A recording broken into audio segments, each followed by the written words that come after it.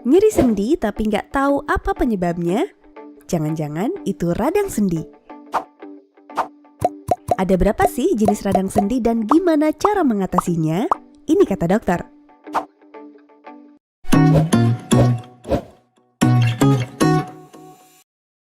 Sendi adalah penghubung antar tulang yang bikin tulang-tulang membentuk rangka tubuh dan jadi bisa digerakkan. Karena beberapa hal, sendi ini bisa meradang. Di dunia medis, radang sendi dikenal dengan artritis, yaitu peradangan pada satu persendian atau lebih yang bikin sendi jadi bengkak, nyeri, dan kaku atau sulit digerakkan. Ada banyak jenis radang sendi. Tapi yang paling sering terjadi, rheumatoid arthritis atau rematik, osteoartritis, dan gout arthritis. Apa perbedaannya? Mulai dari rematik atau rheumatoid arthritis, yaitu penyakit autoimun di mana sistem kekebalan tubuh menyerang jaringan yang membentuk sendi dan merusaknya. Penyebab munculnya penyakit autoimun sendiri belum diketahui secara pasti, namun diduga terkait dengan faktor genetik. Penyakit ini biasanya dialami di usia 40-60 tahun, tapi bisa juga dialami anak-anak. Gejala rheumatoid arthritis biasanya nyeri, bengkak atau kaku sendi yang dialami lebih dari 6 minggu, terutama dirasakan pada sendi-sendi kecil pada jari tangan dan jari kaki, tapi bisa juga mengenai seluruh sendi. Keluhan biasanya dirasakan pada sendi di kedua sisi tubuh, sendi kanan dan kiri secara bersamaan. Gejala khas lain yaitu kaku pada sendi di pagi hari, bisa juga disertai gejala demam ringan.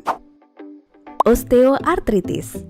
Kondisi ini terjadi sering dialami lansia, di mana tulang rawan yang merupakan bantalan pelindung tulang kehilangan elastisitasnya dan mengalami pengikisan karena usia.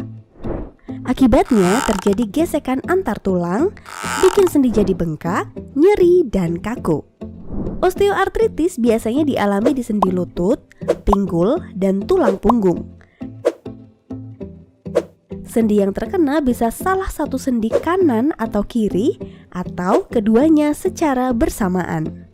Gout arthritis terjadi karena penumpukan kristal asam urat yang bikin sendi meradang. Gejalanya nyeri sendi, sendi bengkak, kemerahan, dan terasa hangat di area sendi. Keluhan ini paling sering muncul di jempol kaki, tapi bisa juga kena ke sendi lain termasuk pergelangan kaki, lutut, lengan, pergelangan tangan, dan siku.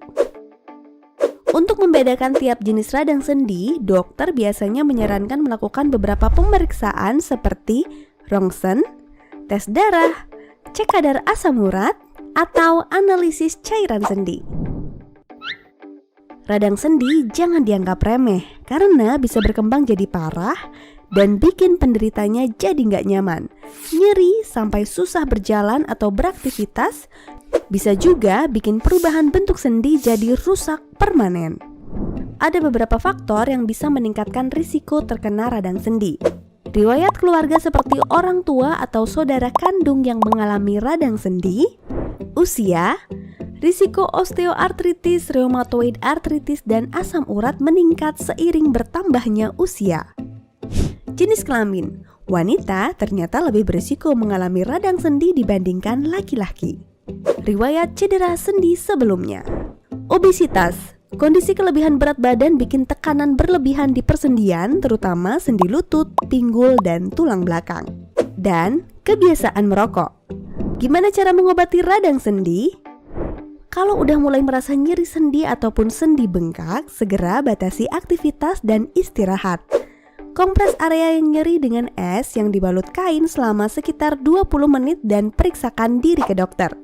Dokter biasanya akan memberikan obat-obatan tergantung sama jenis radang sendi yang dialami. Biasanya diberikan obat antiinflamasi atau anti radang, baik berupa tablet ataupun krim yang bisa dioleskan di area sendi. Untuk mengatasi radang sendi yang disebabkan penyakit autoimun, dokter biasanya memberikan obat rematik tertentu. Bisa juga disarankan melakukan fisioterapi untuk meningkatkan fleksibilitas sendi dan otot dan mengurangi rasa nyeri. Untuk kondisi yang udah benar-benar parah dan obat-obatan udah nggak mempan, bisa dilakukan tindakan operasi perbaikan atau penggantian sendi. Biar nggak sampai menderita radang sendi, bisa dilakukan beberapa pencegahan. Tapi sayangnya untuk penyakit radang sendi yang disebabkan penyakit autoimun seperti rheumatoid arthritis tidak dapat dicegah. Tapi kita bisa mencegah radang sendi jenis lainnya dengan menjaga pola makan yang sehat, konsumsi makanan tinggi kalsium, kurangi konsumsi makanan yang mengandung asam urat tinggi, berolahraga teratur, menjaga berat badan agar tetap ideal, dan selalu berhati-hati jangan sampai cedera sendi. Ini kata dokter tentang radang sendi.